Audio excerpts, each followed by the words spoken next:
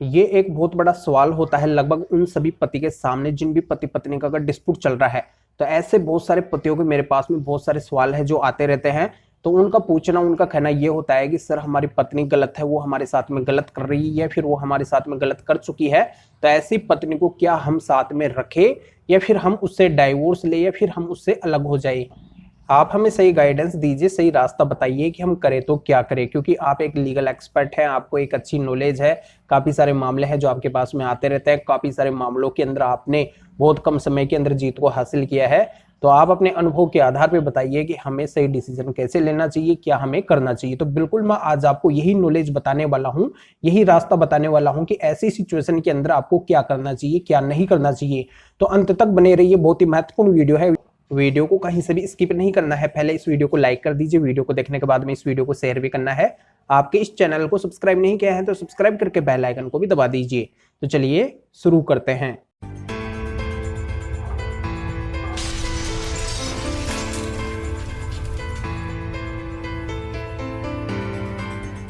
तो वेलकम दोस्तों, मैं हूं एडवोकेट जितेंद्र। यहाँ पे मैं क्लियर कर देता हूं कि ऐसे सभी पति के सामने दो परिस्थिति उत्पन्न होती है।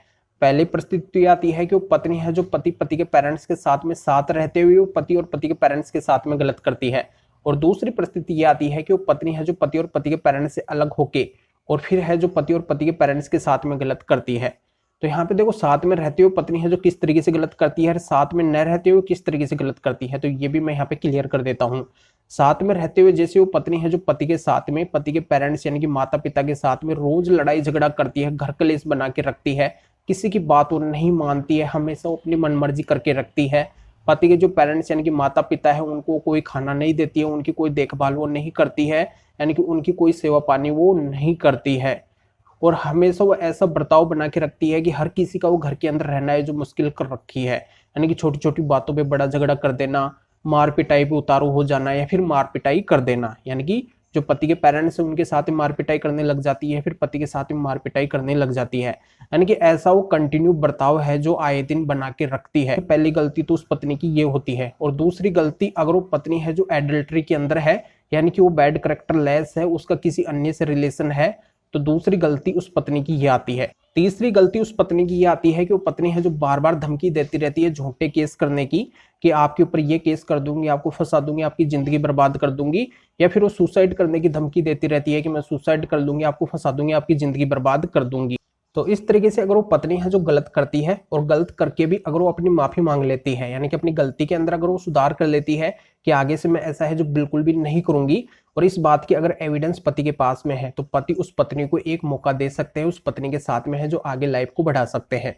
और दूसरा, अगर मान लो पत्नी है जो पूरी तरह से गलत है, अपनी गलती के अंदर अगर वो कोई भी सुधार नहीं करना चाहती है, बार बार है जो इस तरीके का बर्ताव बना के रखती है, तो पति को उस पत्नी से अलग हो जाना ही ठीक रहेगा।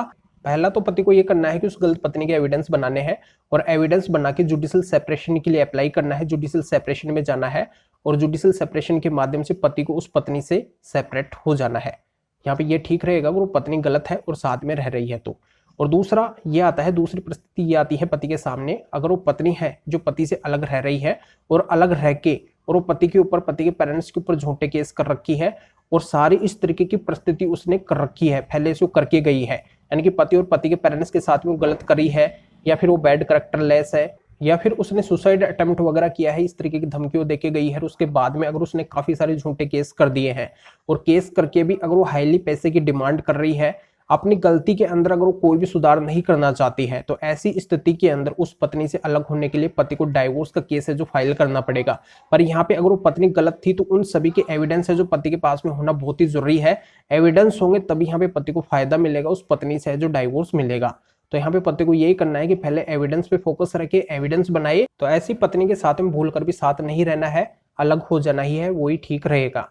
जानकारी यहाँ पे समझ में आ गई होगी तो वीडियो को जरूर लाइक करिए और शेयर भी करिए, जो और लोगों तक ये जानकारी पहुंच सके, वो भी है जो इस जानकारी का फायदा उठा सके। तो फिर आगे मिलेंगे आपसे नए वीडियो नए टॉपिक के साथ में। आप सभी का बहुत बहुत धन्यवाद।